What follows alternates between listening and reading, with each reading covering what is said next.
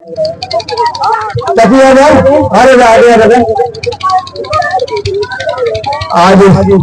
अम्बेडकर जयंती पर मैंने भरपूर श्रद्धांजलि अर्पित करते हुए अपनी बात को करना चाहता हूँ और आप सभी को सादा सम्मान प्रदान करते हुए अपनी बात को आरम्भ करते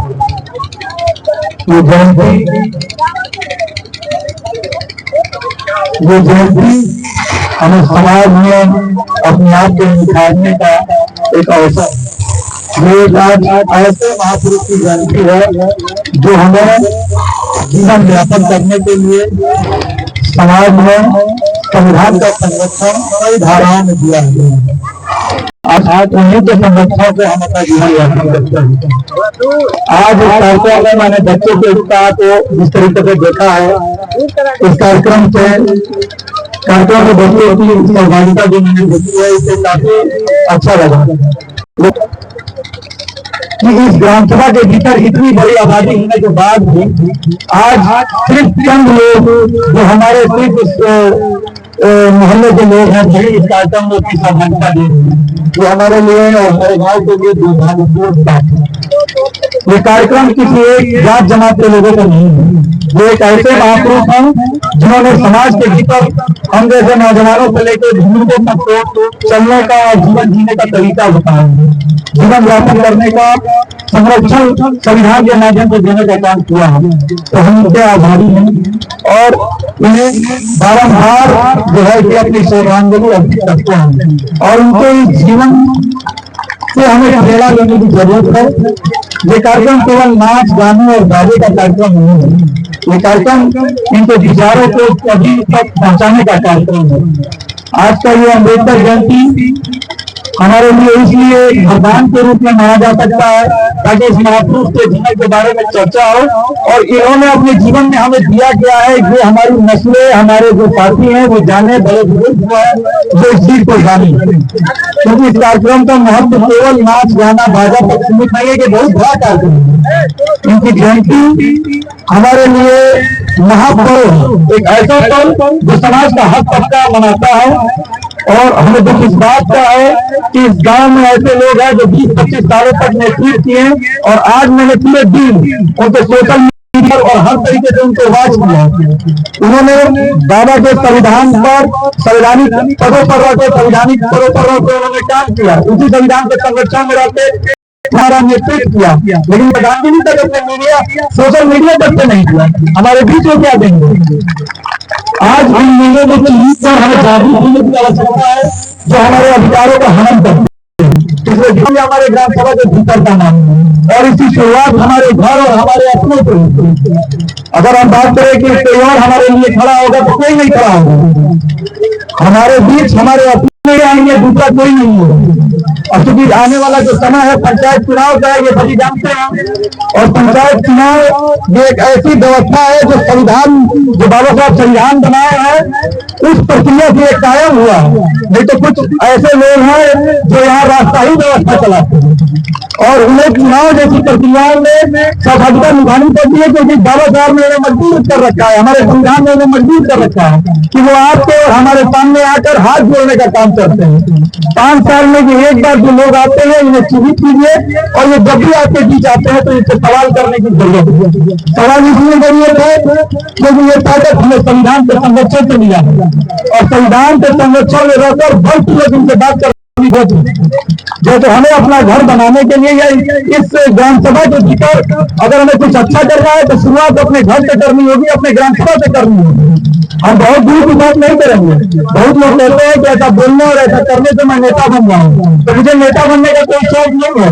मैं चाहता हूँ कि अपने नौजवानों को आवाज दूँ, जागरूक करूँ और मैं कोई अपनी बात नहीं कर रहा हूँ। मैं बाबा साहब के दिए हुए संविधान और उनके संरक्षण की बात कर रहा हूँ। मैं चाहता हूँ कि हमारे जो है वो इस बात को जाने उनके संरक्षण में क्या क्या चीजें समस्याएं हैं और हमें उसका इस्तेमाल कैसे करना है।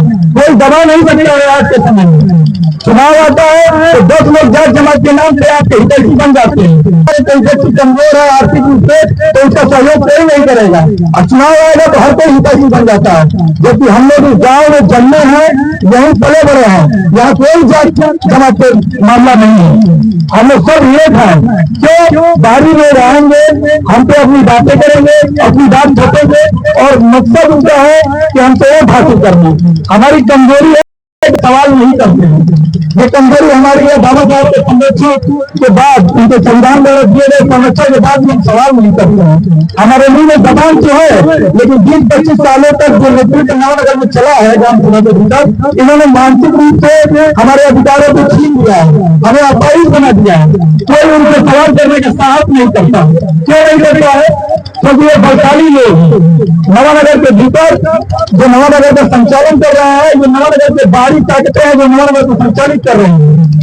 क्योंकि ये जो 20-25 सालों से जो नेतृत्व करने वाले लोग हैं, जो बाहर के मठाधीशों को पकड़ लगते हैं, जब प्रशासन करते हैं आप पर दुराचार करने का काम करते हैं। ऐसे बहुत से वाकयात हैं जो हमारे सामने हैं। मैं इन लोगों की लड़ाई लड़ रहा हूँ, लेकिन इन सब के बावजूद मेरा मकसद यही है कि जिस लड़ाई को मैं अकेले में लड़ा हूँ उसमें आप भी साथ दें। क्योंकि ये बाबा साहब के संविधान की ये ताकत हमें मिली है। मेरा काम है बोलना, आपको जागरूक करना। आप अपने निर्णय के लिए स्वतंत्र हैं। चुनाव आएगा, ये लोग षड्यंत्र रचेंगे और एक ऐसा भावना आपके भीतर बन पाएंगे कि जिसे आपके खिलाफ एक ऐसा षड्यंत्र रचेंगे जैसे लगेगा कि आप तो वोट दिला रहे, अगर इन्हें न दिया जाए तो वो वोट किए के समान हो जाएगा। तो इससे आपको जागरूक होने की जरूरत है। आप ऐसे मानिए कि 20-25 सालों तक जिन लोगों ने हमारा नेतृत्व किया, हम पर शासन किया, उन्होंने नवानगर को दिया क्या है? इनका हमेशा जो आरोप रहा है कि हमें निधि कम नहीं, इनका ये आरोप रहा है कि हमारा विधायक नहीं है, तो हमारा सांसद नहीं है। अगर हमने अपने मददगारों से तो इनको चुना है, इनका दायित्व बनता है कि ग्राम सभा के भीतर किसी भी व्यक्ति को कोई परेशानी हो रही है तो ये उस परेशानी के लिए लड़ाई लड़े, हमें कहने तक उनकी आवाज को बुलंद करे और वे संरक्षण देने का काम करे। क्योंकि गांव का गरीब मजदूर आदमी खाने बैठाने से अपनी बात उचित तरीके से नहीं रख सकता है, क्योंकि वो इसीलिए आपको चुना है। प्रधान गांव का प्रथम नागरिक होता है, उसका दायित्व बनता है कि गांव के भीतर कोई भी व्यक्ति परेशान है, कोई के पास कोई दिक्कत है तो उसके लिए जाए, उसके लिए जितना चल सकता है, जो संविधान द्वारा ताकत मिली है और वो संवैधानिक पद पर बैठा है तो वो अपने दायित्व का निर्वहन करे। लेकिन यहाँ लोग भागते हैं, अपनी को दूसरे का पहनाने का काम करते हैं, फिर और लोगों को भ्रमित करने का काम करते हैं और यही भ्रम 20-25 सालों तक चला आ रहा है। आज हमारे गांव में कोई योजनाएं नहीं आ रही है तो हमारा नेतृत्व कमजोर है। हम उनसे सवाल नहीं करते, हम उनसे पूछते नहीं है और हम जैसे लोग सवाल करने का साहस करते हैं तो वो लोग हमारा दुष्प्रचार करते हैं। आपके भीतर एक ऐसी भावना बन पाते हैं जैसे लगता है कि मैं कितना दुराचार करने वाला मैं व्यक्ति हूँ। हालांकि मैं जो फर्ज होते हुए अगर कोई घटना घटित होती है तो उसका पूरा श्रेय अपने विपक्षी और अपने दूसरे लोगों को देते हैं। एक ऐसे लोग जो नौजवान लड़का है यहाँ के सच्चाई के बारे में, यहाँ के विकास के बारे में बात करता है, मैं इन लोगों को खुले मंच पे आमंत्रित करता हूँ कि ये आए और नवानगर के इतिहास पे, नवानगर के विकास पे बातें करें। जैसे हर व्यक्ति अपना घर बनाने के लिए एक कल्पनात्मक चित्र उसके दिमाग में मौजूद होता है, वो पहले तो सोच लेता है कि हम घर बनवाएंगे तो हमारा गेस्ट रूम कहाँ होगा, अतिथि भवन कहाँ होगा, रसोई घर कहाँ होगा। वैसे ही गांव में जो लोग प्रधान बनने आ रहे हैं, गांव का नेतृत्व कर रहे आ रहे हैं, जब आपके दरवाजे आए तो आप उनसे पूछिए कि बेटा आप नेतृत्व कैसे करेंगे, बताइए कि आपकी रणनीति क्या होगी, नवानगर के विकास में कौन सी योजनाएं आप लेके आएंगे जो अभी तक 25 सालों तक नहीं ले पाए और पिछले 25 सालों में जो निधि आई है उसका हिसाब किताब होना चाहिए कि नहीं होना चाहिए, वो आपके हद तक पैसा है। लेकिन ये लोग अपना VIP बनने में लगाए हैं और आपको शासन करने में लगाए हैं, जबकि तब एक जिम्मेदारी होती है। जिम्मेदारी आने के बाद लोगों के अंदर गंभीरता आनी चाहिए और लोगों के अंदर झुकाव आनी चाहिए। लोग निधि का दुरुपयोग करते आए हैं क्योंकि हमसे कोई बताने वाला नहीं है। जो लोग बोलते हैं उसका ये लोग दुष्प्रचार करते हैं, इस प्रकार दुष्प्रचार करते हैं कि उस व्यक्ति को आप लोगों के नजरों में ये लोग विलन बनाने का काम करते हैं। मेरा दायित्व ये नहीं है कि मुझे चुनाव लड़ना है या आज चुनाव आया है तो मैं आया हूँ, ऐसा नहीं है। मुझे चुनाव में नहीं आना है, लेकिन जागरूक करने के लिए हर व्यक्ति के दरवाजे आऊंगा। इनके नेतृत्व को हमें उजागर करना है। जो आपको 20-25 सालों तक ये लोग भ्रमित करके आए हैं, इस चीज को उजागर करना है और इनसे सवाल पूछना है। ये ताकत हमें बाबा साहब के संविधान के संरक्षण में मिला है, इसका हमें उपयोग करना है। रही बात आज इस कार्यक्रम की, तो मैं आज इस कार्यक्रम के आयोजन को मैं बधाई देना चाहता हूँ कि जो इस तरह के कार्यक्रम करते हैं। और भविष्य में मैं इस गाँव के लोगों को निवेदन करता हूँ, अपने गाँव के लोगों को निवेदन करता हूँ कि इस तरह के कार्यक्रमों में सहभागिता से और तादाद और अधिक से अधिक हो। हमारी माँ बहनें आई हैं, लेकिन सभी लोग इसी जो है कि मोहल्ले के हैं, इस बात का दुख है। जहाँ के हर कोने से लोगों को आना चाहिए था इस कार्यक्रम में। जो सार्वजनिक कार्यक्रम है उसके बारे में सभी जानते हैं, क्योंकि उनके दिए गए संविधान के संरक्षण में हम अपना जीवन यापन करते हैं। आज हम पर जो दुराचार और अत्याचार हो रहा है, तो आज इनके संविधान में हमें मरने, जीने, रहने और अपने धार्मिक प्रयोजनों का जो अधिकार मिला है वो इसी संविधान से मिला है। तो संविधान की ताकतों को हमें समझने की जरूरत है और संविधान के संरक्षण में हमें अपना जीवन कैसे यापन करना है, बाबा साहब ने हमें कौन सा जीवन यापन करने का तरीका बताया है, इसको समझने की जरूरत है। अपने घरों के नौजवानों को जागरूक करने की जरूरत है। उन बच्चों के हौसलाओं को बढ़ाने का जरूरत है जो बच्चे आज इस कार्यक्रमों में अपनी सहभागिता निभाए हैं। मैं उनको बधाई देता हूँ और भविष्य में इनसे इस बात की उम्मीद रखता हूँ कि इस कार्यक्रम को और भव्य बनाएंगे। यह कार्यक्रम एक विचार गोष्ठी का कार्यक्रम है, वहाँ पर बाबा साहब के विचारों का उल्लेख होना चाहिए। मैं कि यहाँ गाना बाजा, मतलब जब तक मैं जानता हूँ, मैं समझता हूँ, मैं इन चीजों के खिलाफ हूँ, लेकिन बच्चों का भय मानना तो बच्चे अपना उत्साह नहीं कर रहे हैं। लेकिन हम बड़ों को, हमारी माताओं को, बहनों को, बड़े बुजुर्गों को, साथियों को ये समझना है कि ये विचार गोष्ठी का कार्यक्रम है। इनके विचारों का उल्लेख होना चाहिए, इनके विचारों को समझने की जरूरत है। वरना एक समय था बाबा साहब का जब जीवन चल रहा था तो वो समय था कि दलितों के साथ कितना अत्याचार होता था और अदर समाज के लोगों के साथ कितना अत्याचार होता था। चाहे कोई शोर समाज का हो, दलित समाज का हो या मुस्लिम समाज का हो, सभी अपना जीवन संविधान के माध्यम से, संविधान के संरक्षण में जीते आए हैं और इस चीज का पूरा श्रेय बाबा साहब के संविधान का है। कुछ ऐसे अराजक तत्व हैं जो कहते हैं कि संविधान बाबा साहब ने अकेले नहीं लिखा। मैं मानता हूँ कि बाबा साहब ने संविधान अकेले नहीं लिखा है, लेकिन इस बाबा साहब थे, इसका ब्लूप्रिंट तैयार करने वाले बाबा साहब थे। ये तो वही बात हो गई कि ताजमहल शाहजहां ने बनवाया है, तो हम तो लोग कहने लगे कि इसमें लेबर मजदूर भी काम किए हैं, उनका भी नाम अंकित होना चाहिए। निश्चित तौर पर वो काम किए हैं, लेकिन उसकी संरचना, उसका शाहजहां के दिमाग में था। इसलिए ये जो अराजक लोग हैं, ये जो दूषित मानसिकता के लोग हैं, जो इस तरह का प्रकरण चलाते हैं, इस तरह का प्रचार करते हैं कि बाबा साहब ने अकेले संविधान नहीं लिखा है, तो जान लीजिए कि उस कमेटी के अध्यक्ष बाबा साहब थे और बाबा साहब के नेतृत्व में ही संविधान लिखा गया है। और उन्हीं के ताकतों से आज हम बलपूर्वक यहाँ खड़े हैं और आपसे बात कर रहे हैं। हमारी आवाज जहां तक जा रही है, उन सभी लोगों से हमारा निवेदन है कि आज आप सभी के साथ और भी संवाद करते रहेंगे, समय समय पर आपको जागरूक करते रहेंगे और ऐसे दुष्प्रचार करने वाले लोगों का चेहरा आपके सामने उजागर करते रहेंगे। और आने वाले समय में जब इस कार्यक्रम को हम अगले साल कराएंगे तो और भव्य तरीके से कराएंगे और हमें उम्मीद है कि ग्राम बहनों और नौजवान साथी इस कार्यक्रम में अपनी सहभागिता निभाएंगे, क्योंकि यह कार्यक्रम एक बहुत ही महत्वपूर्ण कार्यक्रम है। किसी मुस्लिम समुदाय, किसी चमार समुदाय या किसी राजभर समुदाय का ये कार्यक्रम नहीं है, ये सर्व समाज का समुदाय का कार्यक्रम है।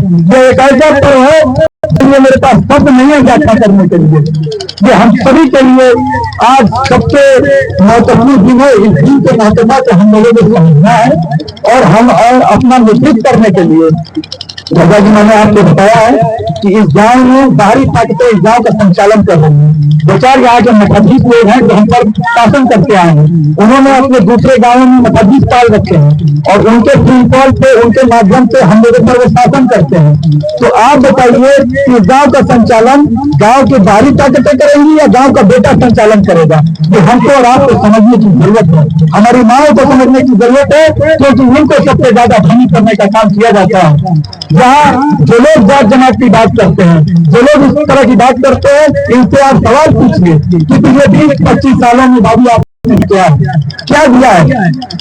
हर साल 28 लाख से 25 लाख तक की निधि आती है ग्राम सभा के भीतर और इनका आरोप है कि वो निधि भी कम पड़ जा रही है।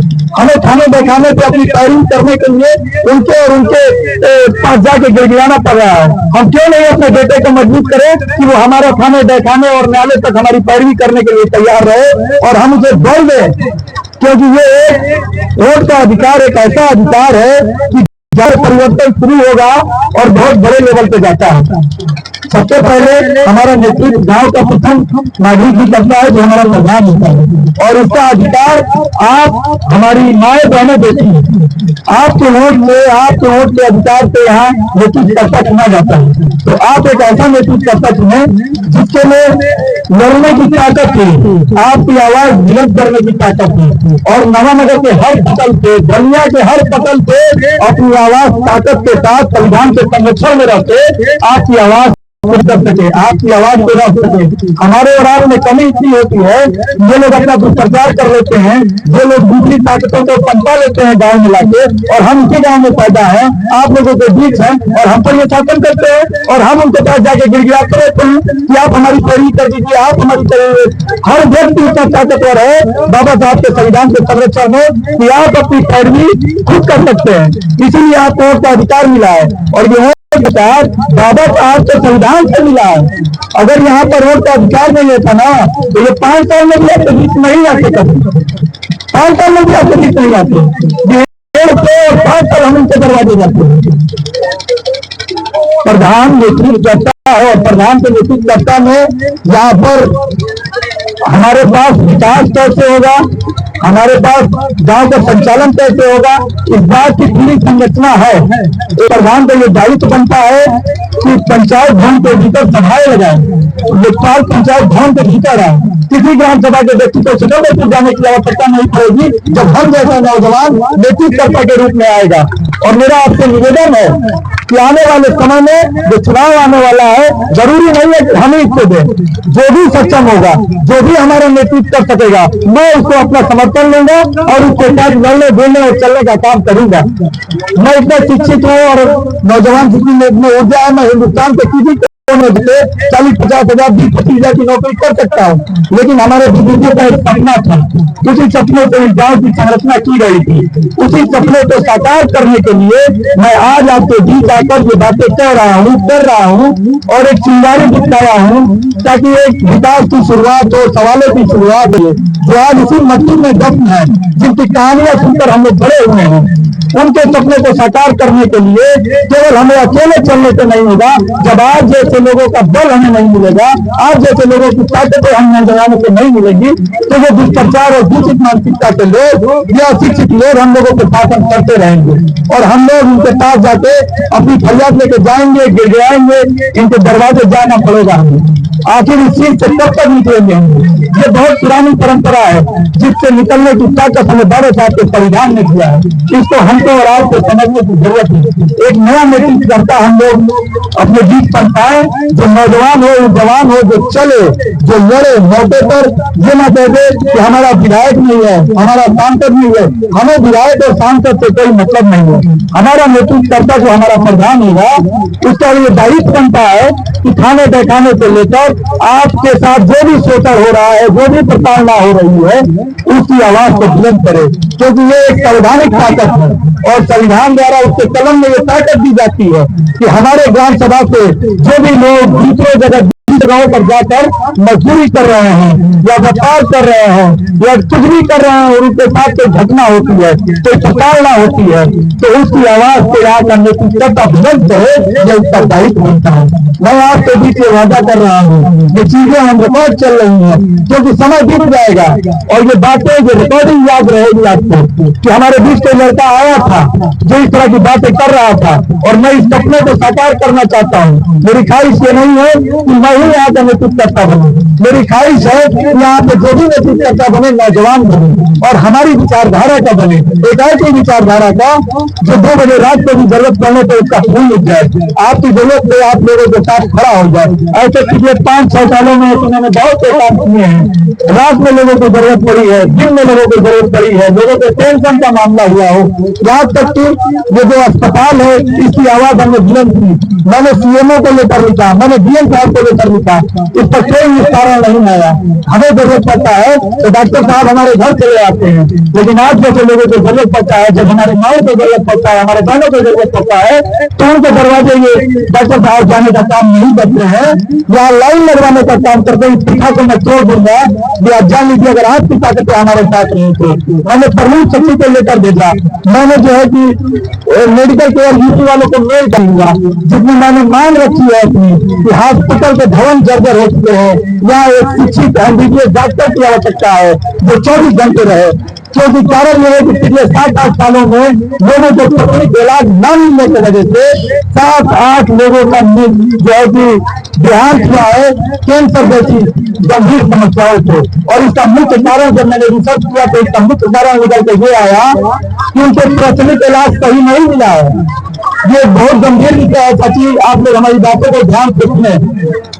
जो मौतें जो हुई है उसमें प्राथमिक इलाज उनको सही नहीं मिल पाया है। यही कारण था कि हालत में जब यहाँ पर कोई एमबीबीएस शिक्षित डॉक्टर रहेगा 24 घंटे तो हमारी माँ बहनें हमारे बड़े बुजुर्ग की बीमारी के बारे में उसे अवगत करा देगा। जब वो जानकारी उसको रहेगी तभी ना कराएगा। तो मैंने निवेदन इस बात का किया है और हमारा निवेदन स्वीकार भी हुआ है और निर्देश भी जारी हुआ है। लेकिन यहाँ के किसी जनप्रतिनिधि में वो ताकत नहीं है कि निर्देश का पालन करा ले और यहाँ पर काम को शुरू करा दे। लेकिन मैं और मेरे अधिवक्ताओं का डेलीगेशन बहुत जल्दी शुरू से मिलने वाला है इस संबंध में और मैं पूरा इस काम को स्टार्ट कराऊंगा। आप लोगों का सहयोग चाहता हूँ ताकि इन नौजवानों में हमारी जो विचारधारा है ये पूरे तरीके से संगीत होता। ये हमारी विचारधारा नहीं है, मैं तो बस बोल रहा हूँ ये विचारधारा के गलत हाथ में जो इनके संविधान से ताकत की नहीं है। आज आपका ये बेटा किसी अच्छे पद को सुशोभित कर रहा होता और नवानगर का नाम मान सम्मान बढ़ा रहा होता, लेकिन यहाँ पर कुछ सामंतवादी दूषित मानसिकता के लोग हैं। 2016 में जब गाँव के प्रति मैं कुछ अच्छा करना चाहा, कुछ बोलना चाहा, तो इन लोगों ने इस प्रकार दुष्प्रचार किया मेरा, इस प्रकार की धार्मिक प्रताड़नाएं, शारीरिक प्रताड़नाएं और हमको तमाम तरीके से मुकदमे लगा दिए गए। हमें जेल भेज दिया गया ताकि मैं अपनी आवाज को बुलंद न कर सके। फिर मैंने अधिवक्ता का शिक्षा ग्रहण किया और अपनी आवाज को दोबारा बाबा साहब के संरक्षण में रखे आज के बीच आने का काम किया। और हमारे जैसे बहुत से नौजवान हैं जो बोलना चाहते हैं लेकिन इनके भय से, इनके डर से बोलते नहीं है। उन नौजवानों से मेरा निवेदन है कि जब ये आपके दरवाजे आए समाज में तो आप उसको सहाय करने का काम करें, क्योंकि मैं यहाँ अकेले कुछ नहीं बदल सकता हूँ। ये लोग 20-25 सालों से ताकत में हैं। इन लोगों ने हर जगह अपना एक व्यवस्था कायम कर रखा है और उस व्यवस्था तोड़ने के लिए और यहाँ पर अपने बुजुर्गों के सपने को साकार करने के लिए जो सपना दे गए थे कि नवानगर का सर्वांगीण विकास हो, वो सभी आज इस मट्टी में दफन है। उनको अंतिम श्रद्धांजलि देने के लिए मुझे आपके सहयोग की जरूरत पड़ेगी, आपके वोटों की जरूरत पड़ेगी, क्योंकि वोटों का अधिकार ही, मतदान का अधिकार ही एक ऐसा अधिकार है जहाँ पे परिवर्तन की शुरुआत हो सकती है। और आपका बेटा अगर नेतृत्व करने का ये मौका मिले तो बलिया के हर पटल से नवानगर की चर्चा होगी और किसी माताएं तो कहीं जो है कि कोई प्रताड़ना नहीं झेलनी पड़ेगी। अगर जरूरत पड़ा तो आगे आकर हम प्रताड़ना झेलेंगे लेकिन अपने लोगों को नहीं झेलने देंगे। एक बार से वही घटना कायम होगी जहाँ नवानगर का नाम चलता था, नवानगर के लोग नहीं बताते थे कि नवानगर से है तो मान सम्मान दिया जाता था। दोबारा वही घटना कायम होगी और वही सम्मान आपको दिया जाएगा। मेरा आपको बस इतना निवेदन है कि यहाँ पर कुछ ऐसे सामंतवादी लोग हैं जो 2016 में जब मैं बात यहाँ पर करने आया और गांव के प्रति कुछ बात करना चाहता था, अपनी आवाज बुलंद किया तो इन लोगों ने एक प्रथा चलाई। वो प्रथा ये थी कि इनको सामाजिक रूप से इनका बहिष्कार किया जाए क्योंकि ये हमारी बुराई कर रहे हैं। मैं किसी भी व्यक्तिगत बुराई नहीं कर रहा हूँ। जहाँ जिसका अधिकार है, जो समानता का अधिकार है, सम्मान का अधिकार है, वो इनको देना है।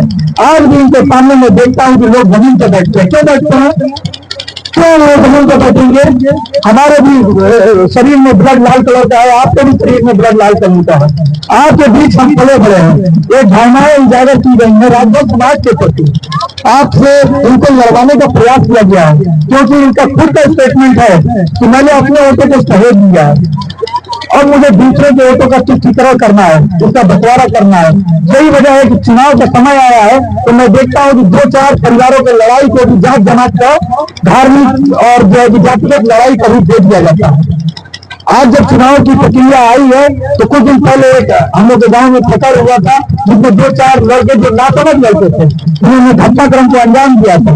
और उसको जो है पूरा जो है कि जातिगत फूल दे दिया गया।